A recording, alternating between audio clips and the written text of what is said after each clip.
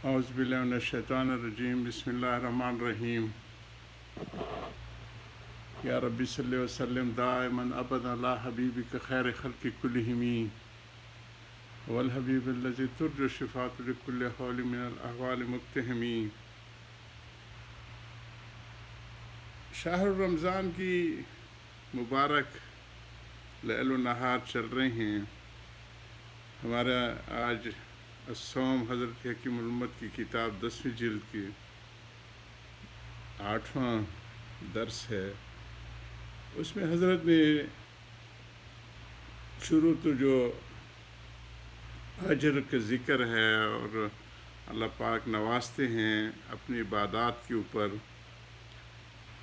اور اس کی پھر مثالیں دیں کہ ہر نیکی کا جو ہے وہ اجر 10 گنا ہے، پھر اس کو بڑھاتے ہیں، 700 کا بھی آئے پھر اس کو بڑھاتے ہیں۔ رمضان میں پھر اجر کی مقدار بڑھ جاتی ہے، مکان اور زمان سے اجر کی قیمت اور اس کی اہمیت بڑھ جاتی ہے۔ تو یہ نیکیوں کا موسم ہے رمضان شریف، اس میں مومن کے اوپر اللہ پاک کی رحمتوں کی عطاؤں کی برکت کی ایک بارش ہوتی ہے، اس کا نفلی عبادات کا ثواب فرض کے برابر ہو جاتے ہیں، اور فرض کا ثواب 70 فرائض کے برابر ہو جاتے ہیں۔ اور اللہ پاک اس مہینے میں اپنے نوازتے ہیں مانگنے سے، جو بھی مانگنے والے ہوتے ہیں وہ تو ہر وقت کرم فرماتے ہیں۔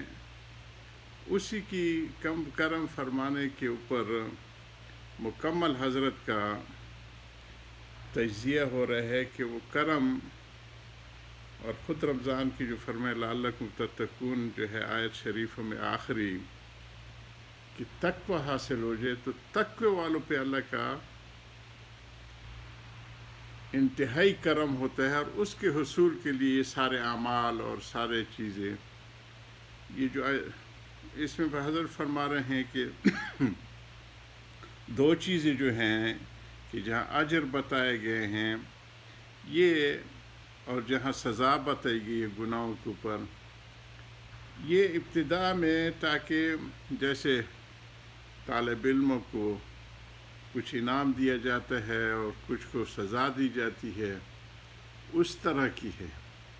حقیقی جو ہے حضرت فرما رہے ہیں کہ ان چیزوں میں دو لغزشوں کا ذکر کر رہے ہیں۔ ایک تو یہ ہے کہ حقیقی جو ہدف ہے یا ٹارگٹ ہے اس سے ہٹ جائے۔ حقیقی ٹارگٹ جو ہے وہ رضائے حق ہے ان ساری چیزوں میں، کہ اللہ ہم سے راضی ہو جائے، اور اس کی محبت ہے، محبت اور رضا، اس کے لیے ساری چیزیں ہوتی ہیں اور سیکھنا پڑتے ہیں۔ تو حکمت اور ان کی باتوں کے اوپر ہم لوگ پہنچے تھے، اور اس کے لیے ماحول اور اس کے لیے تربیت بہت ضروری ہے۔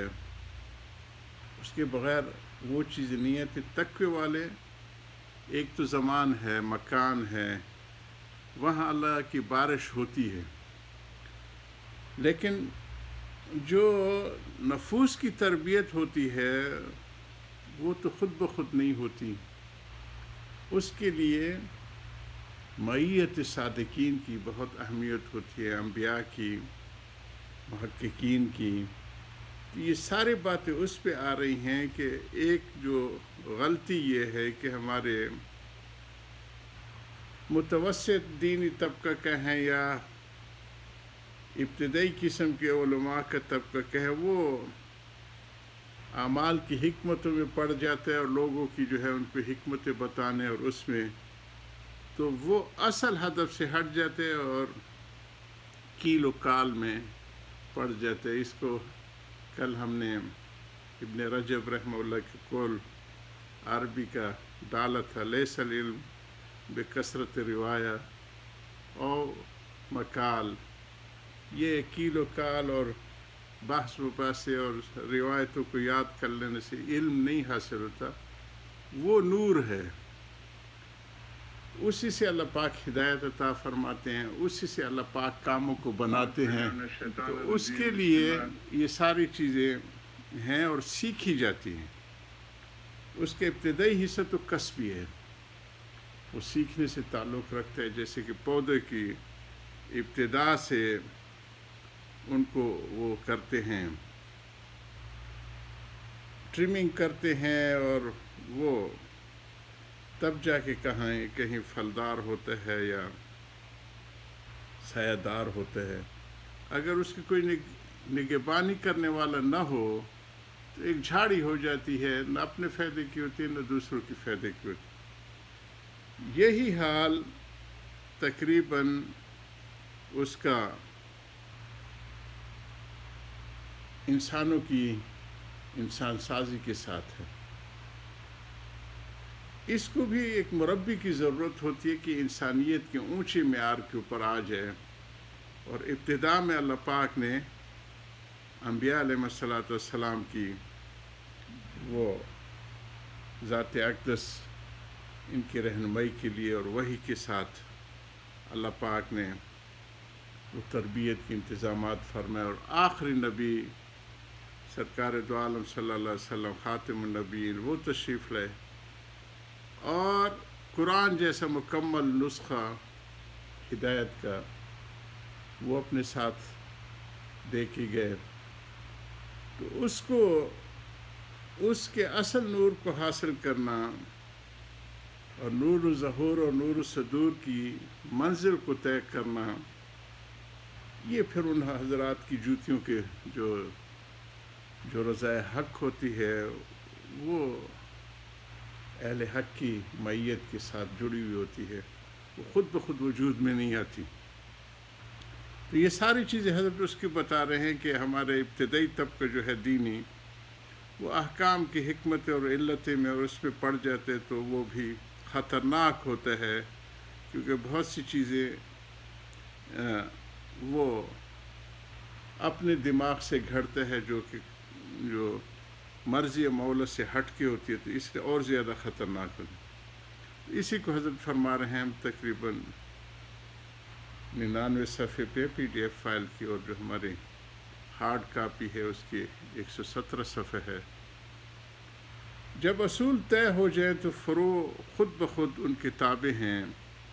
بس اس قاعدے سے معلوم ہو گیا کہ مسلمان ہو کر اگر جزیات کی وجہ دریافت کرے اس کے کوئی معنی نہیں ہے. مسلمان کا تو بس یقین ہے، امر ربی ہے تو بس سر اور گردن جھکا دیتے ہیں، چو چرا نہیں کرتے. یہ چو چرا خود تردد کی دلیل ہے، اور اس میں وہ متردد ہوتے ہیں، اور یہی پھر وہ انتہائی خطرناک ہے جو کہ دین سے بھی اور خاتمہ بھی ان کے خراب ہونے کا اندیشہ ہوتا ہے. کیونکہ شیطان کا سب سے بڑا حملہ موت کے وقت ہوتا ہے جی، اور وہ اللہ اس سے بچے. اللہ من اعوذک من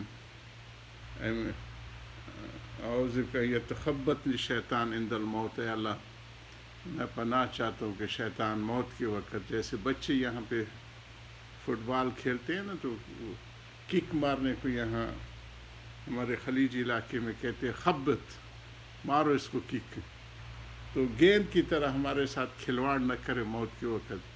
تو اس کا اصل سبب یہ ہوتا ہے کہ زندگی میں متردد ہوتے ہیں، تو شیطان اس وقت ان کو اچک کے اللہ بچے ہمیں خاتمہ خراب کر دیتے ہیں. حضور صلی اللہ علیہ وسلم نے بھی یہ دعا سکھائی ہے، اعوذ بک یتخبطنی شیطان عند الموت. تو وہ تردد والے ہیں، اور وہ یقین صادق جو ہے اللہ صلی اللہ علیہ وسلم ایمان کامل، وہ یقین صادق سچا پکا یقین اور کامل ایمان وہ مربوط ہے فضل حق کے ساتھ، اور اس کا سبب بنتا ہے نگاہ مردان حق. اسی کو حضرت علامہ اقبال فرماتے ہیں، ان کی وفات کے دن گزشتہ اس کو ہم نے دعا بھی کی تھی کہ نگاہ مرد مومن سے بدل جاتی ہے تقدیریں. تو اس نگاہ مرد مومن کے اوپر حضرت بتا رہے ہیں، تازہ کردن بے اقرار تو نگے اختن علت اسکار تو، زبان سے اقرار کرنا چاہیے، کوئی علت نہ ڈھونڈنا چاہیے۔ حضرت کی ان باتوں کو ہم جاری رکھیں گے۔ وآخر دعوانا الحمدللہ۔